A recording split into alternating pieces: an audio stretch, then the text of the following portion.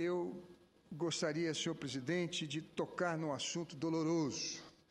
O que é esse assunto? O desabamento daqueles edifícios no centro da cidade do Rio de Janeiro, que vitimaram mais de 20 pessoas. E hoje nós tivemos uma outra surpresa desagradável em São Paulo, um edifício já com certa idade, sua estrutura, a caixa d'água lá no teto estava completa de água e pronto, o teto cedeu, ela caiu, depois do andar do último pavimento, foi caindo nos outros pavimentos até chegar à garagem, esmagando um carro. Há uma senhora desaparecida e uma criança morreu. A tragédia poderia ter consequências muito maiores. Eu gostaria, senador Paulo Paim, de conversar um pouco com os telespectadores da TV Senado e para dizer da minha preocupação. Não como senador, também como senador, mas sobretudo como engenheiro civil. Trabalhei durante muitos anos em obra. Tenho em anotação de responsabilidade técnica 78 edificações, das quais sou responsável.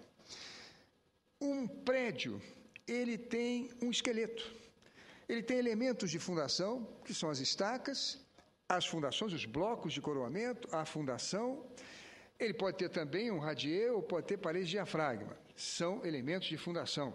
Depois ele tem os pilares, os arranques dos pilares. Ele sobe, encontra com a viga dos primeiros pavimentos, do primeiro pavimento, e sobre elas se apoiam as lajes, essas plataformas, essas placas de concreto, onde as pessoas caminham, onde colocam os móveis.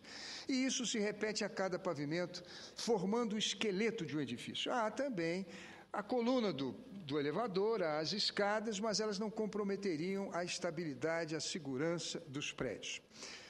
Pois bem, o cimento chega no Brasil por volta de 1920. Até lá, até antes disso, nós tratávamos o concreto, nós fazíamos as argamassas e o concreto usando como cimento óleo de baleia. Quando tivemos o advento da nossa siderúrgica, por ocasião da Segunda Guerra Mundial, aí o uso do concreto armado, que é o concreto com barras de aço, ele passou a ser usual em todo o nosso país, mas isso se deu na década de 40, 50 do século passado. A partir daí, o Brasil teve a oportunidade de experimentar um grande desenvolvimento. Os prédios foram aumentando de altura. Eu não conheço nenhuma cidade do mundo, com exceção do Japão, Tóquio, que tenha tantos edifícios na sua área residencial e comercial, como a cidade de São Paulo, como a cidade do Rio de Janeiro, como a cidade de Belo Horizonte, como a cidade de Porto Alegre. Os prédios no Brasil passaram a ser os arranha-céus, diferente dos Estados Unidos, que tem prédios em Nova York, mas em Manhattan, mas as áreas residenciais são todas de casas, ou Orlando, ou Los Angeles, ou qualquer outra grande cidade americana. No Brasil é um mar de edifícios. Antigamente, antes da BNT, os engenheiros, os construtores, carregavam a mão no aço, achavam que as estruturas de concreto com muitas barras de aço teriam mais segurança. Verificou-se depois que isso não favorece a segurança. Por quê?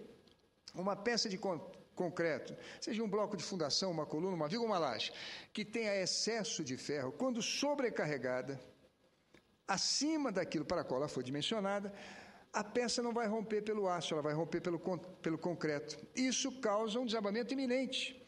Quando ela rompe pelo aço, ou seja, quando o aço no concreto armado está dimensionado dentro das normas, ou seja, na quantidade correta, a peça, quando sujeita a uma carga excessiva, ela rompe pela sua armadura, pelo aço. E o aço, antes de romper, entra em escoamento.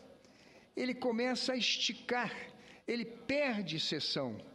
Ele tem um esticamento, portanto a peça mostra uma grande deformação, as pessoas veem deflexão nas vigas, nas lajes, ou mesmo nos pilares, e elas têm tempo de buscar um reforço, um socorro, ou se evadirem. Assim foi, por exemplo, o desabamento do prédio na Barra da Tijuca, lá no Rio de Janeiro, calculado de maneira errada, mas com normas atuais, ele mandou aviso. O prédio manda aviso. Os prédios antigos não. Os prédios com mais de 40, 30, 40, 50, 60 anos de idade, o desabamento muitas vezes é iminente.